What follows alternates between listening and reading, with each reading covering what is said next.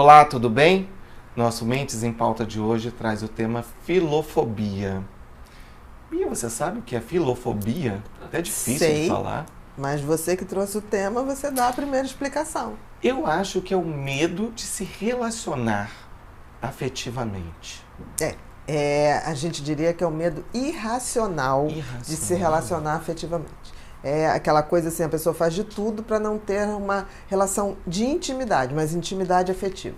Mas por que isso acontece, Bia? Em geral, isso tem várias causas, mas assim, a maioria são pessoas que passaram por uma situação traumática em algum tipo de relacionamento mais íntimo e começam a desenvolver aquele medo de não se envolver de novo.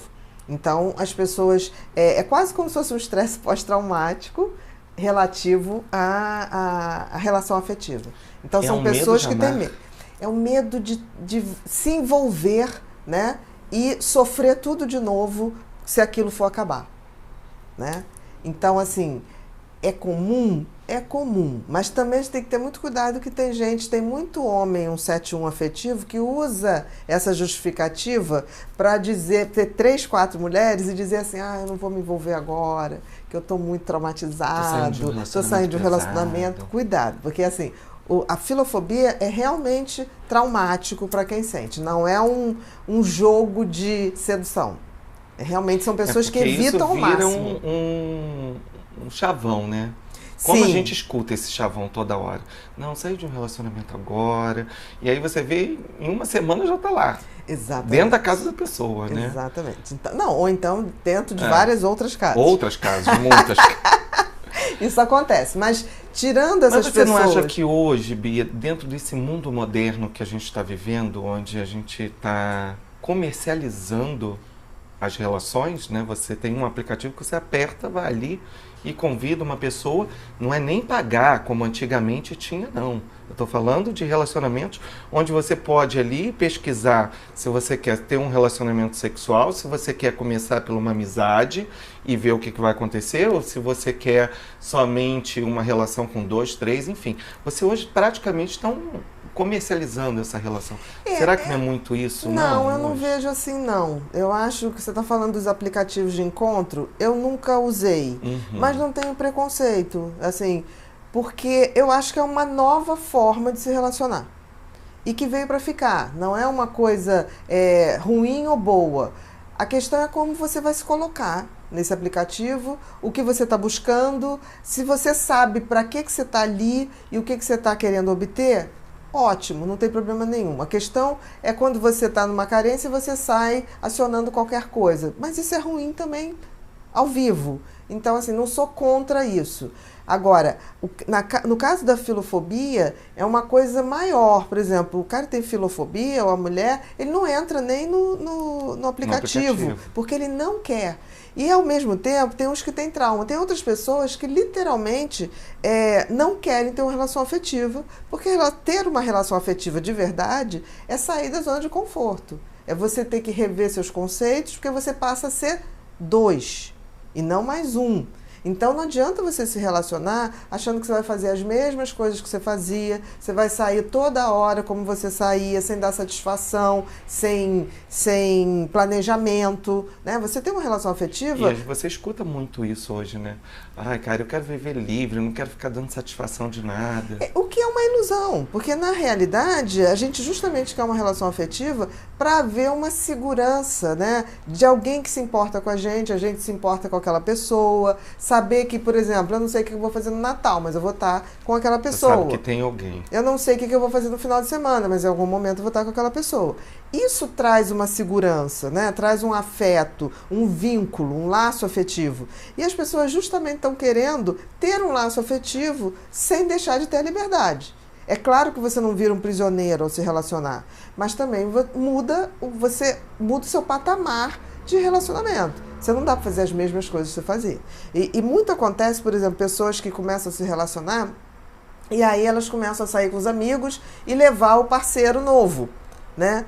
Isso é muito ruim, porque isso tem que ser uma coisa natural. Não é, o parceiro novo não troca de grupo de amizade. Então, talvez você veja menos seus amigos, mas mantenha destaque seus amigos. E não precisa ficar levando o namorado ou a namorada para tudo que você vai, porque tem certas coisas que você tem um Mas código você não acha de que, grupos. de repente, pode ser um pouco dessa coisa de ter que mostrar, olha, eu não estou sozinho, agora eu tenho alguém. Eu acho que isso é um fator a considerar. Eu acho que tem muita gente querendo ter alguém para mudar seu status nas redes sociais, porque acaba que quando a gente está comprometido, parece que atrai mais as pessoas, né? Tipo assim, é que nem a fila, é que nem a loja cheia. Se está comprometido é porque deve ser bom, porque está comprometido. Tá bom. Exatamente, tanto que tem gente que adora gente comprometida. Né? Então, eu acho que tem isso de mostrar, de fazer parte de um grupo, né? Dos casados ou dos que namoram, mas eu acho que tem uma coisa que é querer fazer isso, mas não quer o ônus, só quer o bônus.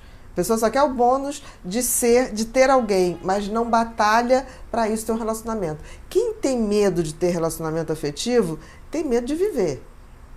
Se você pensar bem, você tem medo de viver e tem medo de crescer. Quero viver. Não, e tem medo de crescer.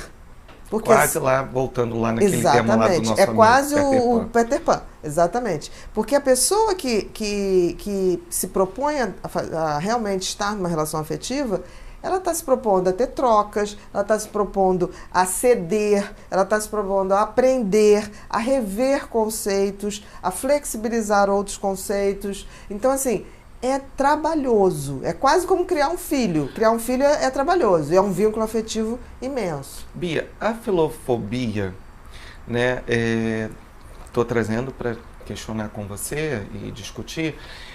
As pessoas podem também fazer uma associação, tipo, dentro do transtorno do toque, às vezes as pessoas só ficam obcecadas em manias, mas às vezes uma associação, tipo, como eu tive uma situação muito ruim, e aí ele não quer viver mais isso, e aí ele faz essas associações, pensar em namorar ou ter um relacionamento me faz uma associação ruim, então eu não quero viver isso, não tento nem experimentar.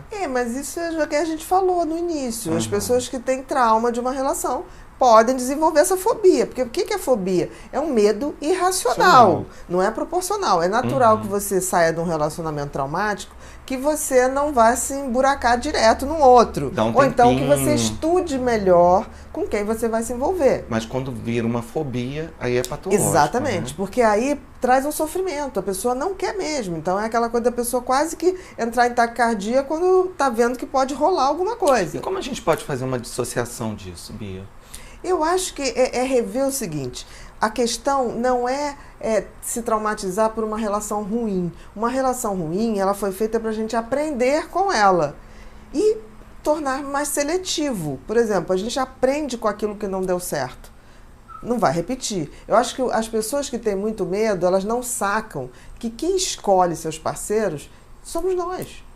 Então, se eu errei numa escolha, eu tenho que ver o que me atraiu naquela pessoa, que me encantou e que depois eu vi que não era nada disso. Se a gente tem esse medo, a gente ainda não aprendeu com os nossos erros. Então a gente tem que ter humildade de aprender com os erros para seguir em frente. A gente nunca deve abrir mão de boas relações afetivas, porque nós nascemos para isso. Nós, seres humanos, nasceram para se conectar em laços afetivos com os outros. Apesar de a gente estar vivendo um mundo que isso está muito difícil, isso está na nossa essência. Não é à toa que as pessoas estão tendo transtornos de ansiedade de forma epidêmica, como depressão. Epidêmica. Hoje no Brasil você tem quase 12 milhões de deprimidos oficialmente, e você tem quase 18 milhões de pessoas sofrendo transtorno de ansiedade.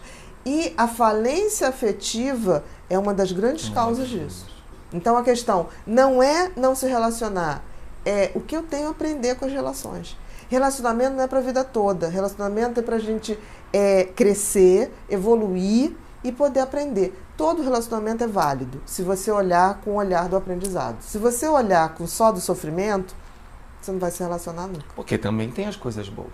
Sempre vai ter, né? Nem que as coisas boas tenham sido as coisas ruins que viraram aprendizado. Isso também é uma coisa boa. as coisas ruins, o mal-estar de uma relação também faz a gente crescer também. Se a gente tiver o olho de aprendizado. Esse olhar que você Se não tiver o olho de aprendizado, a gente não destraumatiza nunca das coisas. Porque o que é a fobia? Eu não quero que aquilo se repita. Eu quero ter controle das coisas que vão acontecer. Eu não tenho esse controle. A gente tem que ter humildade que a gente está aqui para aprender e evoluir. Se a gente consegue colocar isso na cabeça, fica mais fácil. E a gente erra menos. É verdade. Obrigado, Bia.